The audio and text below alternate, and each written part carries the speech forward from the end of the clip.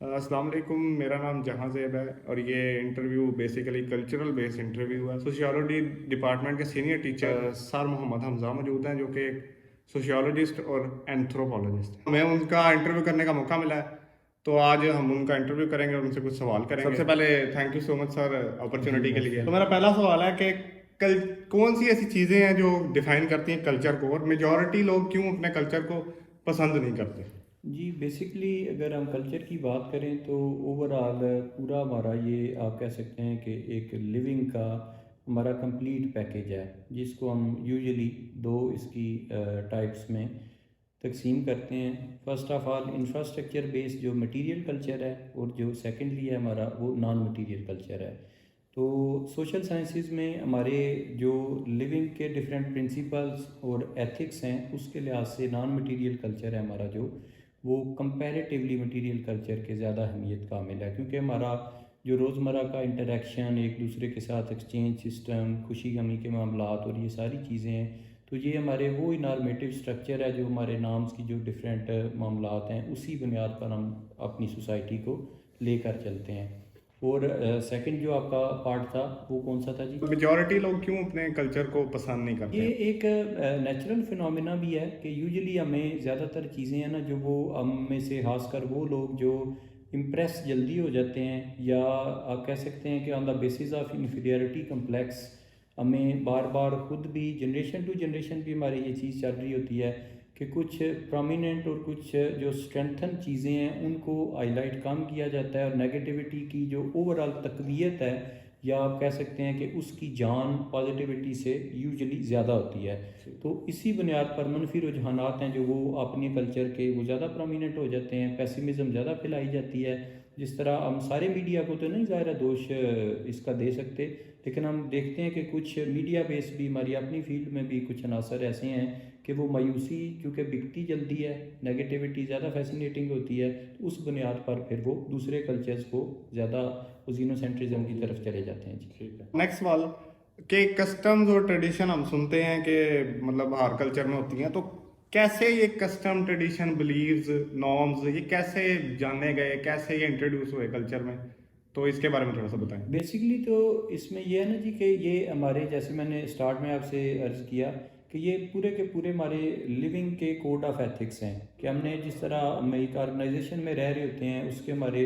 कवानीन, उसके हमारे मुख्तलिफ असूल हैं, हमें वो ड्रा करने पड़ते हैं उसकी स्मूथ रनिंग के लिए। इसी तरह माशरत को चलाने के लिए ये जो हमारे ये बेसिकली हमारे नॉन मटीरियल के नॉर्मेटिव स्ट्रक्चर के मुख्तलिफ आप कह सकते हैं कि इंग्रेडिएंट्स हैं जी ना, उनके ये पार्ट्स हैं। तो ये जनरेशन टू जनरेशन एक तो कैरी होते हैं, विद टाइम इनमें कुछ अमेंडमेंट्स, कुछ आप कह सकते हैं कि इनकी गांठ छांट है जो वो होती रहती है। जितनी चीज़ कोई ज़्यादा फंक्शनल होती है, या सोसाइटी के लिए दूसरे अल्फाज में आप कह लें सूदमंद होती है, उतना ज़्यादा उसका नेक्स्ट जनरेशन में भी उसको ऑप्ट करने का लेवल बढ़ जाता है। फिर टेक्नोलॉजी के आने के साथ साथ दुनिया में मुख्तलिफ जो नई जिद्दतें आती हैं, उनके साथ साथ इनकी आप कह सकते हैं कि शक्ल में, हैयत में, प्रैक्टिस में थोड़ा थोड़ा विद टाइम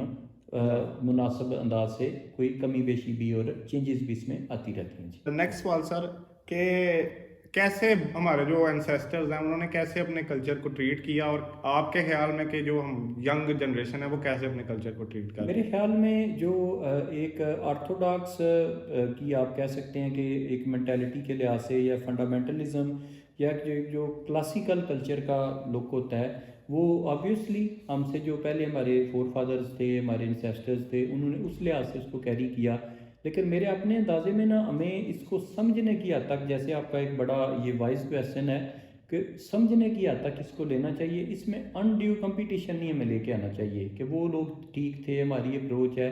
हर दौर की बदलती हुई जिद्दतें हैं, हर दौर के बदलते हुए तकाजे हैं, तो वो अपने अपने अदवार में उन्होंने जिस तरह कल्चर को कैरी किया, मेरा ख्याल है बेस्ट पॉसिबल जो उनके लिहाज से था उसके मुताबिक उन्होंने किया। अभी हमारी जो अडेप्टेबिलिटी है according to modern world, according to ये जो मुख्तलिफ नई आने वाली चीज़ें हैं जो कि बहुत तेज़ी से आप देखें कि अब वही चीज़ है जो हम कह सकते हैं कि तरक्की की, मोबिलिटी की, या प्रोग्रेस की जो स्पीड है ना, वो बहुत ज़्यादा बढ़ चुकी हुई है। अब उसकी वो एक पेस जो हमारे इंसेस्टर्स वाला मामला था कि जिसमें वो सोशल चेंजेस भी बड़े लो पेस के साथ और बड़ी ग्रेजुअल फॉर्म में चला करती थी। अब उसकी निस्बत एक नया वर्ल्ड है, एक नई चीज़ है, उसकी जिद्दतें अलग हैं, रिक्वायरमेंट्स अलग हैं। तो दोनों ने मेरा ख्याल है अपनी अपनी जगह उसके साथ इंसाफ की कोशिश की। और विद टाइम अब ग्लोबल कल्चर का चूँकि दौर है, तो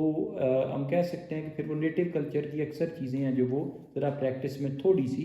आउटडेटेड होती जाती हैं, जिसका बाज़ दफ़ा अक्सर लोगों को इस पे इतराज़ भी होता है। लेकिन ये अगेन डिपेंड करता है कि आप जिस सोसाइटी में हैं, जिस जगह पे हैं, तो वो आपको ग्लोबल कल्चर की कुछ चीज़ें हैं वो आपको अट्रैक्ट भी करेंगी। जब खासकर आप इमिग्रेंट बनते हैं, आप माइग्रेशन सोशल मोबिलिटी की तरफ जाते हैं एक कल्चर से दूसरे कल्चर में, तो वो थोड़ा सा अगर आप डाइवर्सिफाई सोच ऑलरेडी कैरी करेंगे तो वो बेहतर रहेगा आपके लिए। आपके मतलब ख्याल में कल्चर क्या आपको लगता है कि कल्चर इवॉल्व हुआ है थ्रू जनरेशंस या थ्रू एंसेस्टर या थ्रू यंगलिंग्स? जी बिल्कुल, इसमें तो कोई दो राय नहीं है। जो बेसिक्स हैं हमारे अभी भी देखा जाए तो वो तो पक्की बात है कि वो हमारे वो इनहेरिटेड ही हम कह सकते हैं कि वो हमारे इस तरह चलते हुए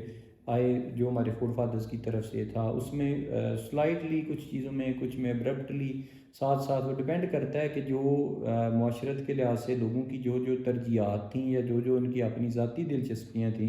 उनमें जो इन चीज़ों में वो ज़रा थोड़ा सा उसको मॉडिफाई करने में, कुछ सोसाइटीज़ ओवरऑल सोशल चेंज को जल्दी एक्सेप्ट करती हैं और कुछ सोसाइटीज़ जो है ना वो बदलते हुए दौर की, जैसे हम चाइना की मिसाल देते हैं, तो वो लोग अपनी लैंग्वेज रिलेटेड या अपने कल्चर रिलेटेड भी बहुत ज़्यादा कॉन्शियस हैं और ग्लोबली भी वो एक जो प्रोग्रेसिव रेस है उसमें भी बहुत आगे हैं। कुछ लोग हैं जो वो आप समझ सकते हैं कि एक वो लिक्विड टाइप जिस तरह की पर्सनैलिटीज़ लोगों की होती हैं या नेशंस की होती हैं कि वो मोल्ड हो जाना बड़ी तेज़ी से और अडेप्ट कर लेना, और नया ट्रेंड है कोई या डेवलप्ड वर्ल्ड को कॉपी कर लेना। तो ये सारी मिसालें हमारे पास मौजूद हैं जी। नेक्स्ट सवाल पे चलते हैं कि हमारे जो कल्चर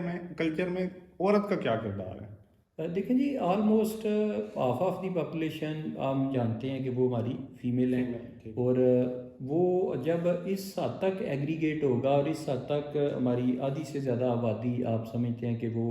हमारा वो फीमेल वाला सेक्शन होगा, तो पक्की बात है उनकी कंट्रीब्यूशन भी उसके अकॉर्डिंगली हम बिल्कुल इग्नोर नहीं कर सकते और करनी भी नहीं चाहिए। वो विमेन एम्पावरमेंट के लिहाज से जो मेरी अपनी नाक़स अक़ल के मुताबिक राय है वो ये है कि कभी भी हमें ये जेंडर बेस्ड जो वार है ना, इसको स्टार्ट नहीं करना चाहिए। कि जो हम ये अनड्यू किस्म का मुकाबला ले आते हैं ना कि वो बिटवीन मेल एंड फीमेल ना, इन चीज़ों में मर्द आगे है, औरत आगे है, सबको से ऊपर किसको होना चाहिए, फर्स्ट कौन है, सेकंड कौन है। तो इसकी बजाय जो कि एक वो बड़ा अच्छा और मुनासिब फ़लसफ़ा है कि दोनों को साथ लेकर चलने का,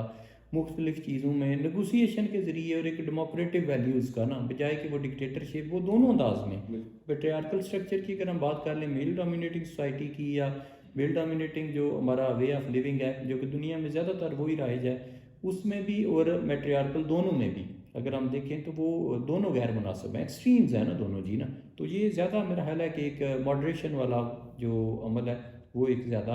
खैर का मामला है उसमें। अब इसी के रेलिवेंट एक सवाल करते हैं कि क्या आपको लगता है कि हमारा कल्चर जो है वो जेंडर डिस्क्रिमिनेशन को प्रमोट करता है? अफसोस के साथ कहना पड़ता है इसमें जो हम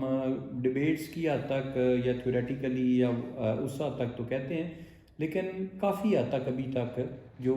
मेरा ख्याल है, बल्कि काफ़ी मेरे ख्याल में ख़तरनाक हद तक जेंडर डिस्क्रिमिनेशन स्टिल अभी तक 2023 तक जाके दुनिया मुख्तलिफ ऐसे मामलों में कि जहाँ की अक्सरियत तो माशरों में ये डिबेट ही नहीं है, तो हम अभी तक इससे नहीं निकल पाए ना। और हमारा वो पेट्रियार्कल स्ट्रक्चर इस हद तक वो स्ट्रॉन्ग है कि इस क्लंच से वो औरत को निकलने ही नहीं दे रहा। और अभी भी आप देख लें जो मोस्टली हमारे पास ज़्यादा पावरफुल डेजिग्नेशंस हैं या मुख्तलिफ हमारे पास पावर स्ट्रक्चर की जो चीज़ें हैं, तो उनमें आहिस्ता आहिस्ता औरतों की इन्वॉल्वमेंट हो रही है, लेकिन अभी भी कोई खातर खा किस्म का, जिसे आप कहते हैं ना, बड़ा एक अट्रैक्टिव हद तक या बड़ा जिसे सेटिस्फैक्ट्री लेवल अचीव किया जा सकता है, जिसके लिहाज से कि इस हद तक औरतें हमारे मेन स्ट्रीम मीडिया में या मीडिया के अलावा, मीडिया में तो फिर टू सम हाउ इन्वॉल्वमेंट उनकी मुनासिब हद तक है एकेडमिक्स में, लेकिन बड़े सारे शोबाजात ऐसे हैं कि जिनमें अभी तक उनका जो इन्वॉल्वमेंट है वो भी कम है। और इसके अलावा जो डिसीजन मेकिंग में या हम अपने फैमिली इंस्टीट्यूट के लिहाज से भी बात करें तो उसमें भी काफ़ी सफरिंग्स मौजूद हैं। अच्छा, अब एक थोड़ा सा ऑफ टॉपिक कह लें या कंपैरिजन वाला सवाल कह रहे हैं कि जो मज़हब है और कल्चर में क्या फ़र्क है? मज़हब अगर मेरे अपने ज़ाती पॉइंट ऑफ व्यू से अगर मैं आपको बताऊं तो ये दोनों एक पैरेलल चीज़ें ऐसी आप कभी भी मज़हब और कल्चर को ना डिटैच करके नहीं चला सकते। हालांकि अक्सर लोगों का अक्सर जो लोग काबिल एहतराम डिफरेंट फ़िलासफ़र्स हैं या सारी उनकी अपनी अपनी इसके बारे में अप्रोच है, लेकिन जब आप लिविंग की बात करेंगे ना, जब आप मुआशरत की बात करेंगे तो कभी कभी तो ये इसको कहा जाता है कि वो मज़हब को इससे ज़रा अलग रख के या वो एक ज़ाती मामला या वो चीज़ है, लेकिन ये ऐसा हो नहीं सकता। जब आप सोशली आपस में अटैचमेंट के साथ रह रहे हैं तो ये चीज़ें ख़ासकर हमारे जैसे माशरे में तो आप कह सकते हैं कि ये टॉप ऑफ द लिस्ट आपको लेकर चलना। और आपके मज़हब का आप कह सकते हैं ना जैसे को रिलेटिवली ये दोनों आपस में मिक्स अप हैं, दोनों का एक दूसरे पे इम्पैक्ट मौजूद है। और मज़हब के फ़िल्टर से अक्सरियत प्रैक्टिस निकाल के हम तो वो कल्चर के लिए अप्रूव या डिसअप्रूव करते हैं। तो हमारे कम से कम ये लिविंग है जिस पर्टिकुलर एरिया में हम दुनिया के खिते में रह रहे हैं, या मज़हब कोई भी जिसका जो भी मज़हब है उसकी उसकी माशरत पर गहरी छाप है। नेक्स्ट सवाल की तरफ चलते हैं कि आप कैसे मतलब रिलेट करते हैं इस चीज़ से कि एथनोसेंट्रिसिज्म हमारे कल्चर से दूसरे कल्चर की तरफ जा रहे हैं? एथनोसेंट्रिक आइडियाज़ बेसिकली तो हम समझते हैं कि ये सुपीरियरिटी कम्प्लेक्स है बेसिकली, जो कि दुनिया के ज़्यादातर कल्चर्स हैं जो इसको कैरी करते हैं कि वो अपने आप को ना सिर्फ अपने कल्चर को बल्कि अपनी दूसरी भी जो एथनिक आइडेंटिटीज़ हैं ना उनको हमेशा प्रोमिनेंट करके और समझते हैं कि हमारी दुनिया से हम अलग हैं और we are the best one. और मेरे ख्याल में ये किसी भी तनाज़े का जो सबसे पहला स्टेप है ना वो ये इथनोसेंट्रिक आइडियाज़ हैं। जब दो अफराद, दो अकवाम, दो ट्राइब्स के दरमियान ये डिबेट स्टार्ट होगी ना सुपीरियरिटी की, आप दो मुख्तलिफ जंगों की मिसालें दे लें, आप मुख्तलिफ राइट नो माइक्रो लेवल पर झगड़ों की दोस्तों के दरमियान देख लें, प्रोमिनेंस है ना जो इस बुनियाद पर ना ये डिबेट स्टार्ट होती है। वो ही हम एगैलिटेरियन सोसाइटीज़ की बात करें या एक इक्वालिटी बेस जो मामला है ना, जब दो सबाब का भी ग्रुप है तो उनमें ये चीज़ वो बड़ा बनने वाली या अनड्यू लीडरशिप वाला मामला नहीं होगा ना, तो वो मेरा ख्याल है उसकी स्टेबिलिटी बेहतर रहेगी। और ये इथनोसेंट्रिक फिर जो डिफरेंट आइडियाज़, जिस तरह आपका क्वेश्चन था, एक माशरे से दूसरे माशरे पे उसका इम्पैक्ट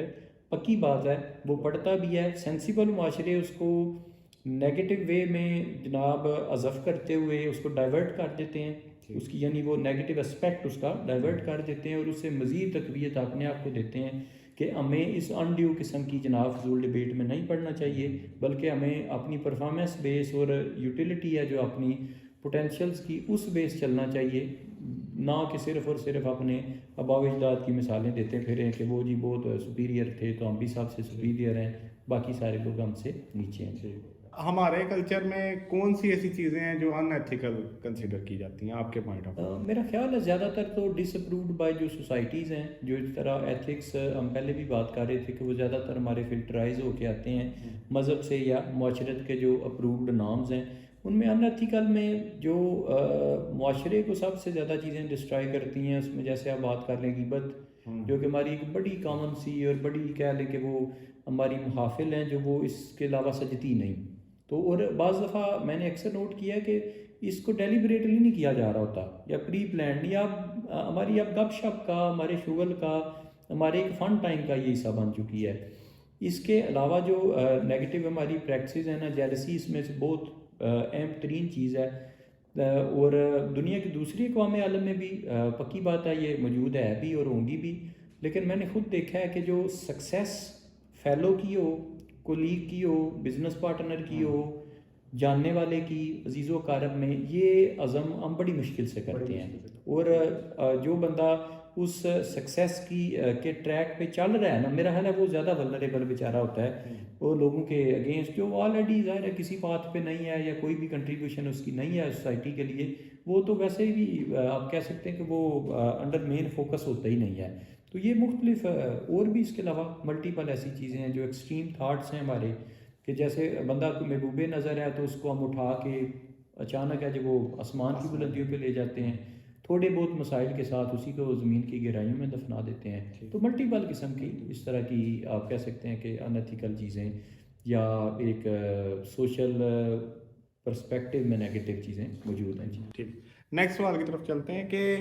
आपको क्या लगता है कि हमारे जो कल्चर है उसने दुनिया को कौन सी ऐसी मोस्ट इंटरेस्टिंग चीज़ प्रोवाइड की है? मेरा ख्याल है हर पर्टिकुलर कल्चर ही कुछ ना कुछ है जो वो अपनी कंट्रीब्यूशन है जो दूसरे कल्चर्स के साथ जो कल्चरल डिफ्यूजन का भी अमल होता है कि मुख्तलिफ कल्चर एक दूसरे से इन्फ्लुएंस होके डिफरेंट प्रैक्टिस लेते हैं, तो उसमें हमारे जो अगर हम उसको ज़रा मज़हब की अंदाज में अपना इस्लामिक हिस्ट्री के पॉइंट ऑफ व्यू से देखें तो थोड़ी देर पहले जो आपका क्वेश्चन था वो जेंडर डिस्क्रिमिनेशन का, अल्लाह का शुक्र है कि हम बड़े फ़ख्र से कोई इथनोसेंट्रिक आइडियाज़ के लिहाज से नहीं वो कह सकते हैं कि विमेन एम्पावरमेंट का और जेंडर डिस्क्रिमिनेशन को रोकने का जो एक कलीदी किरदार है वो हमारे मज़हब ने अदा किया, जिसमें सबसे बड़ी बात यह है कि औरत का तकद्दस, उसकी ख़ास रिस्पेक्ट और इससे भी जो अहम तरीन चीज़ है उसका प्रॉपर्टी राइट कि उसको जायदाद में हिस्सा होना और उसकी एग्जिस्टेंस को बेसिकली माना जाना, वो मटीरियली भी और नॉन मटीरियल एस्पेक्ट्स में भी ना। तो मेरा ख्याल है ये पर्टिकुलर जो चीज़ें हैं हम वेस्ट के लिए भी या लैटिन वर्ल्ड के लिए भी या अफ्रीका के लिए भी या दूसरे जो दुनिया के कॉन्टिनेंट हैं उनके लिए भी हमारी ये कंट्रीब्यूशन रही भी है, और जो हमारे सॉफ्ट इमेजेस हैं हमारे मज़हब की या माशरत के, इसमें हम बड़े फ़ख्र के साथ ये मिसालें पेश भी कर सकते हैं। जी, आपको क्या लगता है कि हम लोगों ने कभी कल्चर शॉक एक्सपीरियंस किया है, और कैसे एक कल्चर शॉक से रिवर्स कल्चर शॉक में जाया जाता है? कल्चरल शॉक बेसिकली तो ये है ना जी कि हम किसी भी नई सोसाइटी में नई कम्युनिटी में जाते हैं तो वहाँ की कोई ऐसी प्रैक्टिस कि जो हमारे लिए बड़ी शॉकिंग हो, और वो शॉकिंग किस लिए होती है, वो प्रैक्टिस सोशियोलॉजी के या सोशल साइंस के स्टूडेंट के तौर पे मैं आपसे ये अर्ज़ करूँगा कि जो मेरी अपनी जानकारी है छोटी मोटी एक अपनी ज़िंदगी के एक्सपीरियंसेस से,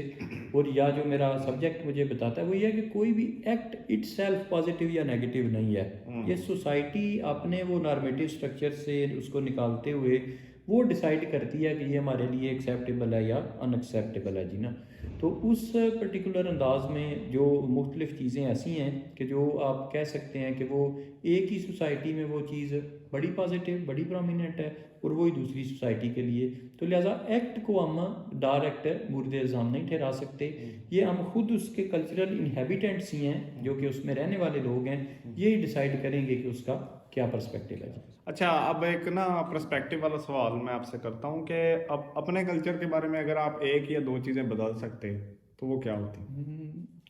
मेरे ख्याल में जो जेंडर डिस्क्रिमिनेशन है ना, और ख़ासकर उसमें अगर मैं फैमिली इंस्टीट्यूट के लिहाज से आपको बताऊं तो मैंने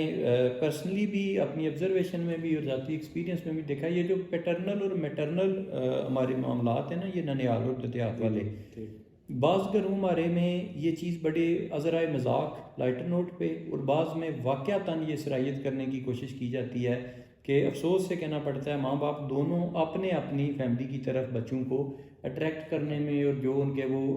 दूसरी साइड है उसको ज़रा डीफेम करने में बहुत ज़्यादा गलत किरदार अदा करते हैं। उससे प्रॉब्लम ये होता है कि घर की जो सेंट्रल कमांड है ना वो कमज़ोर होना स्टार्ट हो जाती है। ये पढ़े लिखे और अनपढ़ दोनों फैमिलीज़ में जो मेरी पर्सनल ऑब्जर्वेशन है ये चीज़ बिल्कुल सिरे से नहीं होनी चाहिए। और दूसरी चीज़ जो चिल्ड्रन सोशलाइजेशन के वाले से मैं अगर मेरे इख्तियार में हो और मैं इसको अपने तौर पर अपनी इस्तात के मुताबिक अपने बच्चों में या जो आप जैसे स्टूडेंट्स हैं मोहब्बत वाले उनमें ये ट्राई करते हैं कि वो आपका कोई भी अमल है ना जो वो साबित कर रहा हो और आपके बच्चे को आपको ना किसी चीज़ में डिक्टेट ना करना पड़े, वो आपकी खुद करैक्टर को आपकी प्रैक्टिस को देखते हुए इनक्लाइन हो उस आदत की तरफ, तो वो लॉन्ग टर्म उसकी साबित हो सकती है। कंपैरेटिवली आपको जस्ट उसको भाषण नहीं देना पड़े या लेक्चर ही देना पड़े और वो खुद देखे कि वालिद साहब या वालदा मुख्तलिफ़ कामों में जो उनकी अपनी प्रैक्टिकल यूटिलिटी है वो उनकी क्वेश्चनेबल है और मुझे है वो हमेशा नेकी की तलकीन करते हैं। ये कुछ चीज़ें हैं जो मेरा ख्याल है अगर चेंज हो जाएं या इसमें मज़ीद निखार आ जाए तो ज़्यादा बेहतरी का सामान हो सकता है। Thank you so much sir आपके टाइम के लिए। Most welcome. हम शुक्रगुजार हैं आपके, आपने अपॉर्चुनिटी दी। मेरे लिए भी बड़ा ये पुरमसरत मौका था और बड़े फ़ख्र की बात थी कि आप हमारे बच्चे हैं, हमारी प्रोडक्ट्स हैं, आपने टाइम निकाला और मुझे ख्यालात का मौका दिया। Bundle of thanks. ये थे सर हमजा, सोशियोलॉजी डिपार्टमेंट के एक senior professor. Thank you so much देखने का। अल्लाह हाफ़िज़।